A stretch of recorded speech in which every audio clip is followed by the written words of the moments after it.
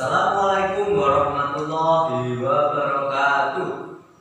Selamat pagi anak-anakku kelas 2. Hari ini kita akan belajar tentang tugas sehari-hari di sekolah. Nah, tugas sehari-hari di sekolah itu di dalam buku Erlangga ada di halaman 29. Kemarin kita sudah bicara dengan tugas sehari-hari di rumah. Contohnya apa di rumah? Merapikan tempat tidur, kemudian belajar, memberi makan hewan peliharaan, menyirahi tanaman, kemudian membantu orang tua, membereskan pekerjaan rumah dan sebagainya. Nah, hari ini kita akan mempelajari tentang tugas sehari-hari tapi di sekolah, ya walaupun pada kali ini kita belum bisa bertemu langsung di sekolah, tapi kalian pasti ingat ketika kelas 1 dulu tugas di sekolah itu apa aja. Yang pertama pasti kalian ingat tugas di sekolah itu yang pertama adalah belajar dengan apa? Dengan baik, tidak boleh gojek, tidak boleh sembrono dan sebagainya ya. Nah, ya, coba lihat gambarnya di situ. Ada gambar anak-anak yang sedang belajar di kelas. Itu tugasnya. Selain belajar di sekolah itu tugas kalian juga menjaga lingkungan sekolah. Lingkungannya harus dijaga biar bersih agar kita nyaman berada di sekolah. Kalau lingkungannya kotor, kalian nyaman nggak? Misal di bangku, di laci kalian ada sampahnya, nanti sampahnya ada semutnya, itu kan nanti mengundang banyak kuman, nanti bisa menyebabkan penyakit. Nah, kalian masih ingat nggak SDNU kelas kalian dulu seperti apa? Kira-kira ingat nggak tempat denahnya SDNU itu apa? Ada di depan sekolah ada apa? Di samping sekolah ada apa? Nah, coba sekarang dilihat dulu, di situ ada halaman sekolah, ada gambar denah sekolah. Di situ ada gedung sekolah, terus ada halaman sekolah, ada kantin, ada lapangan basket, ada kebun dan ada taman.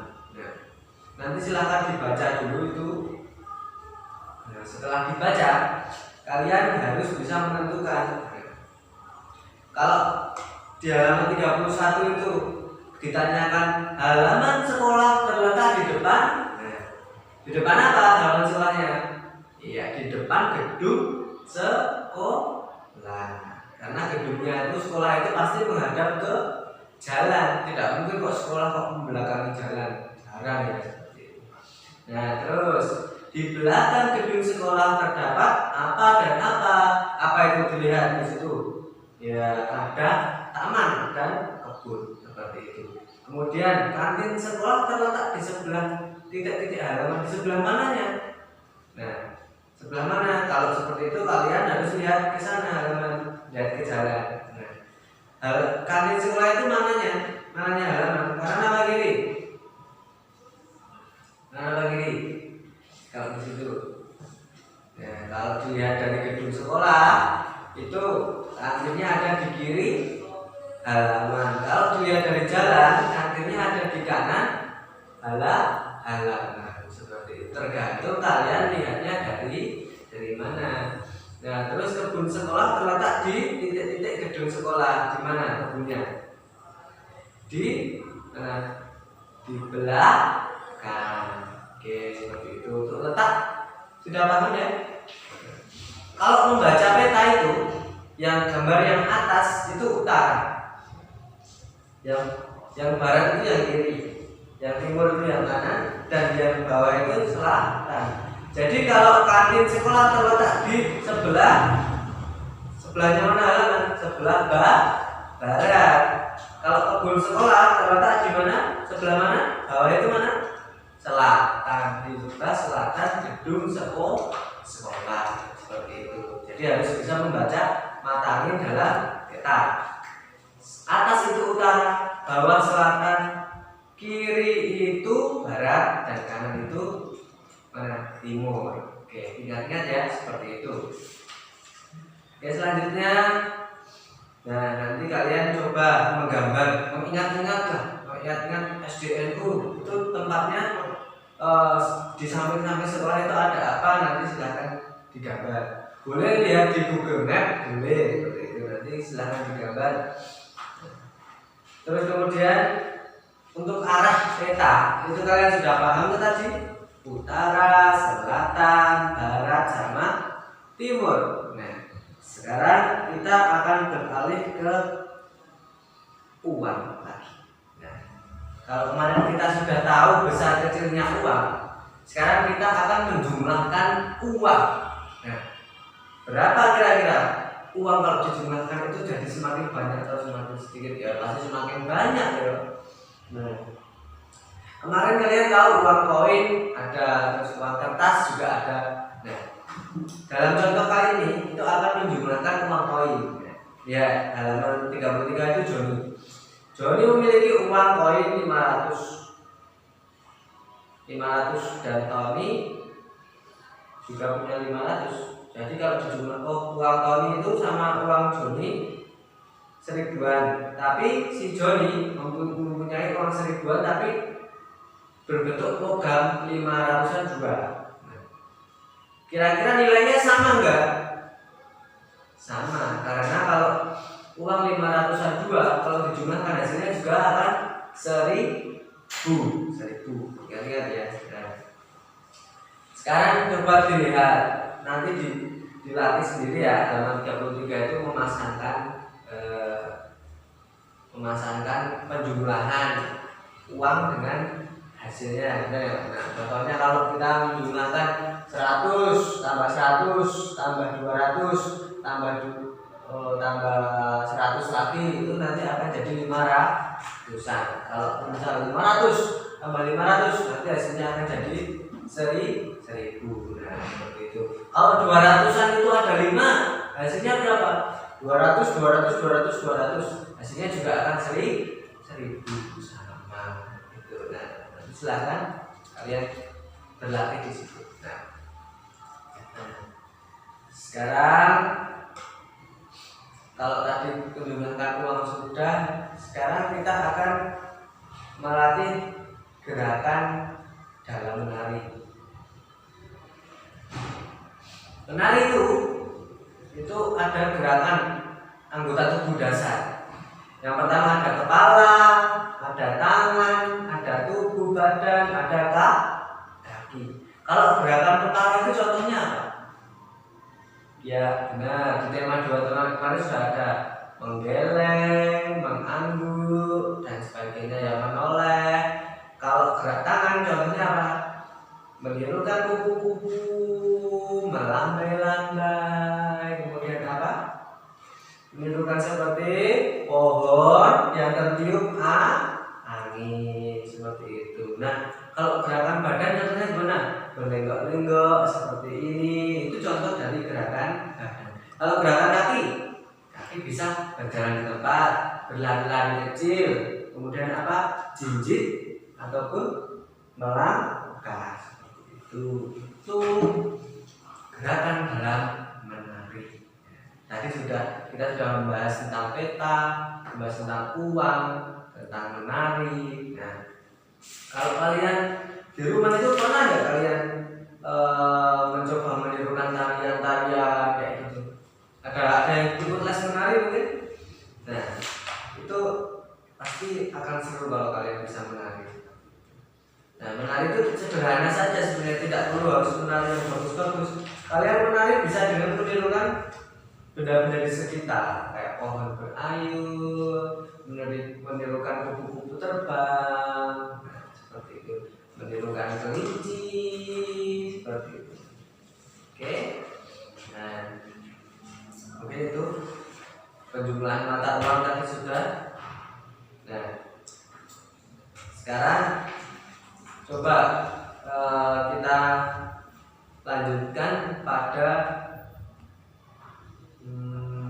tentang asal usul kita semua. Kita tuh berasal dari suku bangsa. Tahu nggak suku bangsa itu?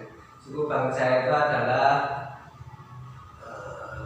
suku daerah kita, daerah asal kita. Contohnya kalau kita itu di Jawa, suku bangsanya adalah Jawa. Kalau orang Sumatera ada suku bangsa, suku Batak, suku Minangkabau, dan suku-suku yang lain. Kalau di Kalimantan ada Dayak, nah seperti itu. Nah, kalian ada yang berasal dari luar Jawa? Ya dari Sumatera, dari Bandung. Bandung itu masih Jawa ya. Di luar Jogja misalnya di Kulonprogo itu ada nggak? Nanti silahkan dituliskan daerah asalnya, tuliskan nama teman dan daerah asalnya di halaman 44 seperti itu ya. Itu. Terus sebelum Pak Nugro tutup, ini Pak Nugro akan mencoba menjelaskan tentang bagaimana menulis kalimat yang bagus. Oke, kalimat yang bagus itu diawali dengan huruf besar. Oke, semisal kalimatnya Dina berasal dari Sumatera Utara. Nah, nanti huruf awalnya itu D-nya itu besar. D, Dina, terus kemudian D-nya besar, terus huruf selanjutnya kecil sampai di kata tempat Sumatera Utaranya S-nya besar, U-nya besar karena keterangan tempat. Terus di akhir kalimat dikasih tanda titik. Jangan lupa kalau membuat kalimat harus ada tanda titik. Kalau tidak ada tanda titik, nanti kalimatnya salah ya. Nah, itu penjelasan membuat kalimat. Jadi intinya pedomannya kalau membuat kalimat itu huruf kapital itu diletakkan di paling awal itu harus huruf kapital. Kapital itu huruf besar. Kemudian selanjutnya huruf kecil sampai dengan diakhiri dengan tanda titik. Nah, kalau nama orang itu juga harus dikasih huruf kapital. Sama semisal kemarin Andi membeli roti. Nah, nanti tulisnya K-nya besar, K kemarin, E-nya kecil sampai rin. Kemudian Andi, A-nya besar, kemudian kecil sampai tanda titik. Itu ya, harus ada spasi juga. Kalau enggak nanti kalian nggak bisa dibaca tulisannya. Nah, sekarang Pak Nugro nanti akan memberikan tugas. Oke, tugas nanti silakan dikerjakan. Ada 5 kalimat yang kalian harus menulis dengan kaidah penulisan yang benar. Ini dengarkan. Kalimat pertama, Ibu membeli roti kemarin sore. Titik. Nomor 2, Benny membeli sepasang sepatu di toko sepatu.